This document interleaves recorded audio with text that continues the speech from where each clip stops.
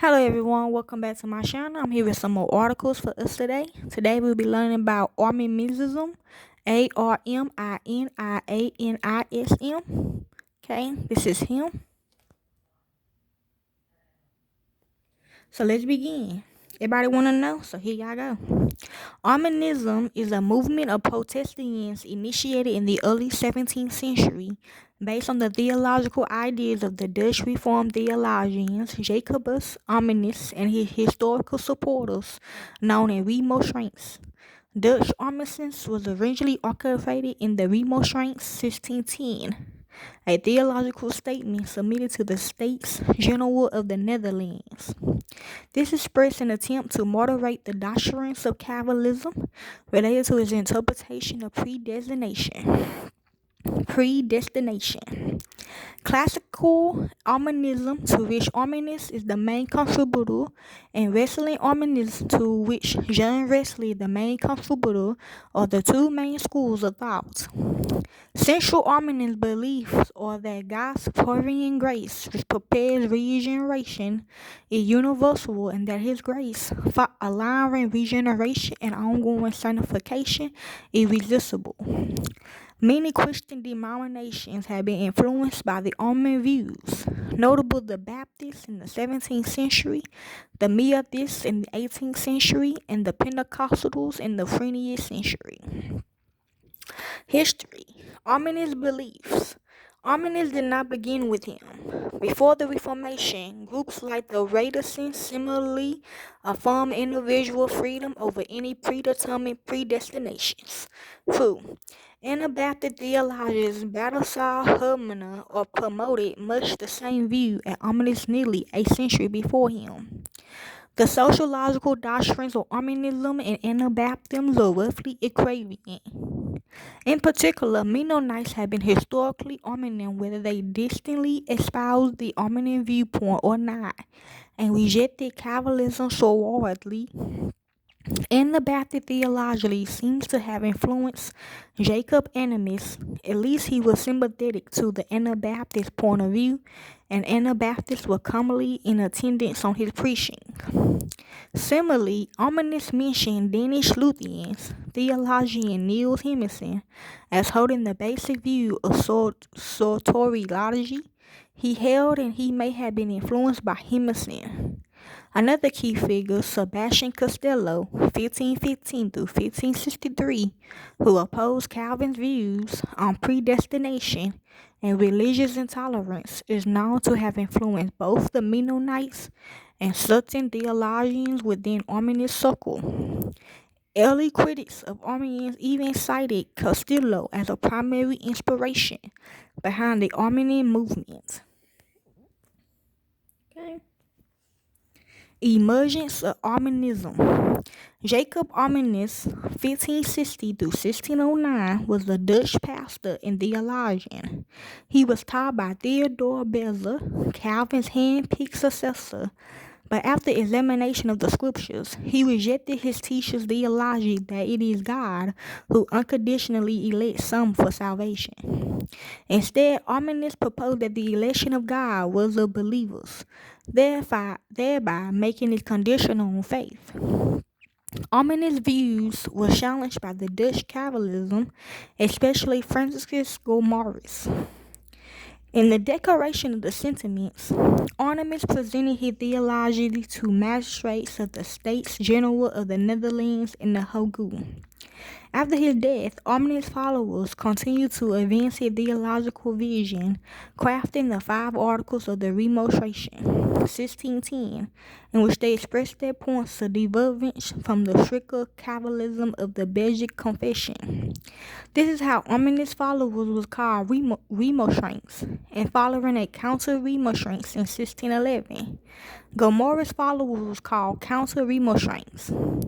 After some political maneuvering, the Dutch Calvinism was able to convince Prince Maurice of Nassau to deal with the situation.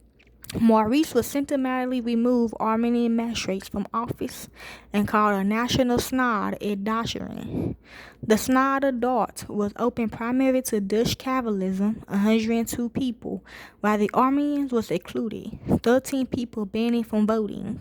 With Calvinism represented for other countries, 28 people, and in 1618 published a combination of Arminius and his followers as heretics. The canons of Dort responded, among other topics, to Armenian doctrines, anticipating the later articulation as the 5 points of Calvinism. Armenians across Holland was removed from office, imprisoned, banished, and sworn to silence. 12 years later, Holland officially granted Arminius protection as a religion, although animosity between Armenians and Calvinism continued. Most of the early remonstrants follow a classic version of Arminianism. However, some of them, such as Phil van Lambosch, moved in the direction of semi-Pelagian and rationalism. Arminian in the Church of England. Okay. In England, the so-called Arminian doctrines was held in substance before and in parallel with those of Arminius. The 39 Articles of Religion, finalized in 1571, were significantly ambiguous that they were incompatible with either Arminian or Calvinist interpretation. Arminianism in the Church of England was fundamental on expression of negation of Calvinism, and only some theologians held to classic Arminianism, but for the rest, they was either semi-Pelagian or Pelagian. In this specific context, contemporary historians prefer to use the term proto-Arminians rather than Arminians to designate the learnings of those divines who generally didn't follow classic Arminianism. English Arminianism was represented by Arminian Puritians such as John Goodwin or High Anglican Arminians such as Jeremy Taylor and Henry Hammond. Anglican Arminians of the 17th century such as William Law fought Calvinist Puritans. They actually saw Arminius in terms of a state church, an idea that was alien to the views of Arminius. The position became particularly evident under the reign 1625 through 1649 of Charles I of England.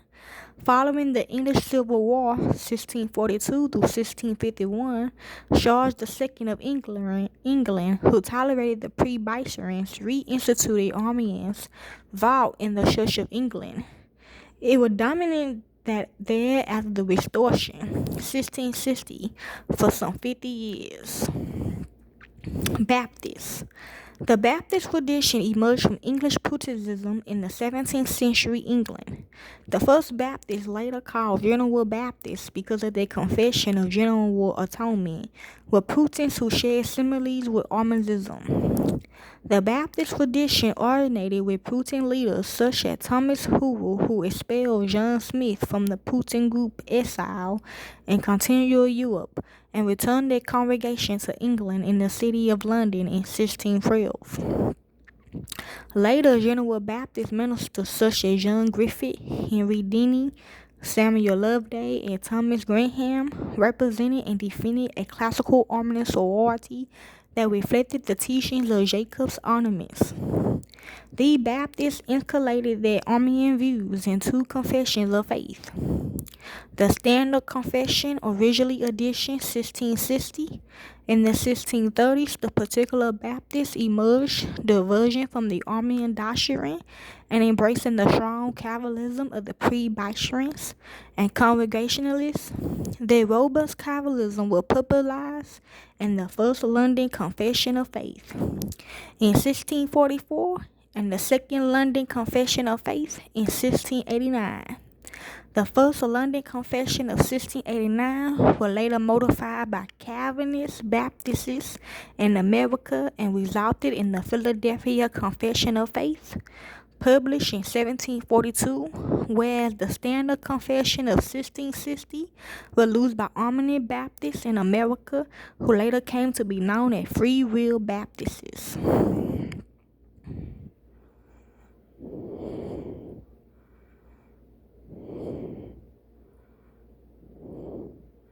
Classical Arminianism.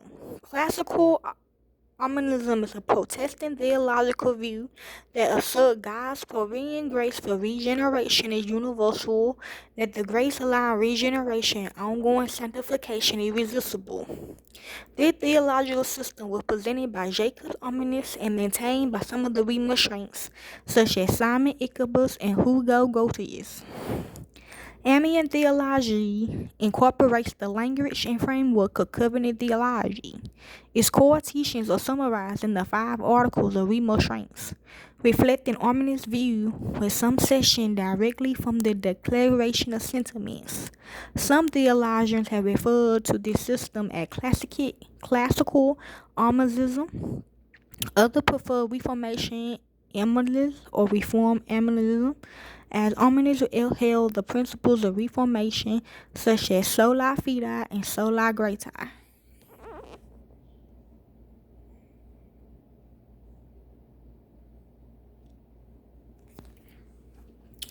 God's providence and human free will is one of it.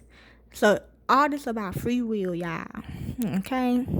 Psychological view on free will, spiritual view on free will, extended nature of the atonement and conversion of men, election of men, preservation of men, possibility of apostasy, forgivable of apostasy. Okay, y'all? So, hey, hopefully this helps y'all. Enjoy.